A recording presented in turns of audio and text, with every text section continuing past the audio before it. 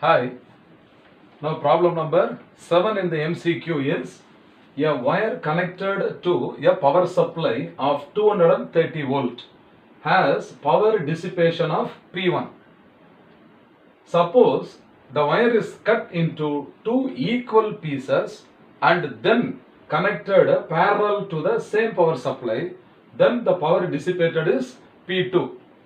So what is the ratio of P2 by P1 is asked. Very interesting sum. So first I will take the resistance of the wire. So this is the resistance of the wire, capital R. This is connected to a power supply of V volt. So in this case the power dissipated is taken as P1. So P1 is equal to V square by R. So V square by R is the power dissipated. Now the wire of resistance R ohm is cut into two equal halves, so that each piece will have a resistance R by 2 ohm. Okay, so now you see here this wire is cut into two portions like this. Each portion is having a equal resistance R by 2 and this is R by 2. Okay, so what is the effective resistance of these two? Now it is connected. Now it is connected to the same power supply. So same potential difference of 230 volt. Okay. Now R by 2 and R by 2 equal resistors are in parallel, means the effective resistance will be R by 4, is it not? R by 4. So the parallel combination of these two, the effective resistance will be now R by 4. So this is R by 4 connected to the same power supply V. And now the power dissipated P2 is equal to V square divided by this R by 4. So this is R by 4. So this is equal to 4 times V square by R. So this is equal to 4 times V square by R can be taken as P1, is it not? V square by R is equal to P1. So this is P1. So P2 is equal to 4 times P1. Therefore, what is the ratio of P2 by P1 is equal to P2 by P1 is equal to 4. So which option is correct? Option D is the right answer. Okay. So option D is correct. Have you understood? Okay, now coming to the 8th problem. In India, domestic electricity is supplied at 220 volt.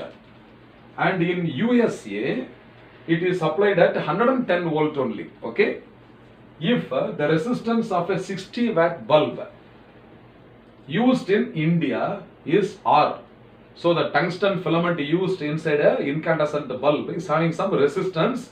In India, the bulb is manufactured so that its resistance is R. The 60 watt bulb is having a resistance R ohm. What should be the resistance of the same 60 watt bulb in USA? Very good question. Okay. So first I will take in India. Okay. In India, power P is equal to V square by R. So power is the same. In India as well as in USA, we are going to use the same power, same bulb of 60 watt. So power will be the same. So in India, the voltage is V1, the resistance of the bulb is R1. Okay. So this is now equal to, in India, the voltage is 220. So V square is 220 into 220 divided by the power, the resistance is R. Let it be as it is. It is R. And this is now equal to what? This is now equal to, power is equal to 60 watt. 60 watt. Okay. Now in USA, I will take in USA. Okay. The power should be the same 60 watt. So it is V2. So this is R1. V2 square divided by R2. Okay. So this is now equal to 110 into 110 divided by R2. Is it not? So this is equal to what? 60 watt only. So this is equal to what? 60. So 60 watt. Now I am going to compare these two. So this can also be taken as what? Both are equal power only. No. So this 220 into 220 by R1 or R1 divided by 220. 220 into 220. Okay. This R1 divided by 220 by 220 is equal to R2 divided by 110 into 110. So this is 110 into 110. So I am equating this. I want to find the R2. So this implies R2 is equal to R1 into 110 into 110 divided by 220 into 220. You know that the 120, 11 twos are 22. So 110 into 2 is 220. So this 110, this can be cancelled for 2 times. 110 into 2 is 220. So R2, so this implies what? R2 is equal to R1 by 4. R1 by 4.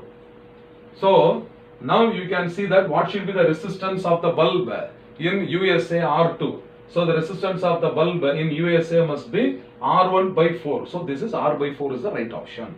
So option C is correct. Okay. Therefore option C is correct. Have you understood? Okay.